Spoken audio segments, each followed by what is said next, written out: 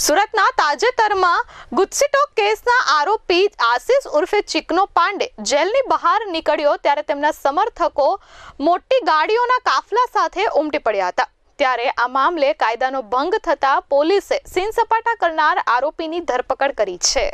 સુરતમાં તાજેતરમાં ગુજસીટોક કેસના આરોપી આશિષ ઉર્ફે ચિકનો પાંડેનો જેલમાંથી બહાર આવવાનો એક વિડીયો સોશિયલ મીડિયા પર વાયરલ થયો હતો, જેમાં તે પોતાની દબંગાઈ બતાવતો અને ફિલ્મી અંદાજમાં એન્ટ્રી કરતો જોવા મળ્યો હતો, જે અંગે પોલીસ એક્શનમાં આવી હતી।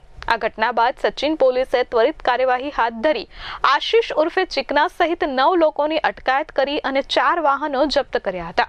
લાલુ જાલિમ ગેંગનો આ રીઢો ગુનેગાર આશિષ ચિકનો 2 વખત પાસા હેઠળ ધકેલાઈ ચૂક્યો છે અને તેના પર હત્યા, અપહરણ, લૂંટ અને ધમકી જેવા 26થી વધુ ગુનાઓ નોંધાયેલા છે।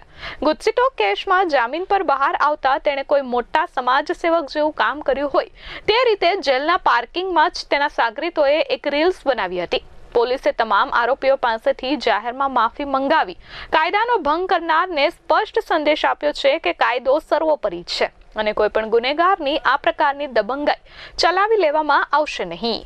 મારું નામ આશિષ ઉર્ફે ચિકના ઉમાશંકર પાંડે, રહેવાનું 175 ભગુંબરા પલસાણા, સુરત।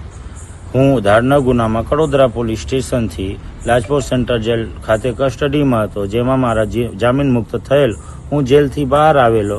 મારા વિડીયો વાયરલ થયેલ અને એમાં કંઈ કાયદા વિશે કંઈ ખોટું હતું, એમાં પોલીસે અમને પોલીસ સ્ટેશને બોલાવીને એની જે કામગીરી હતી એ કર્યું।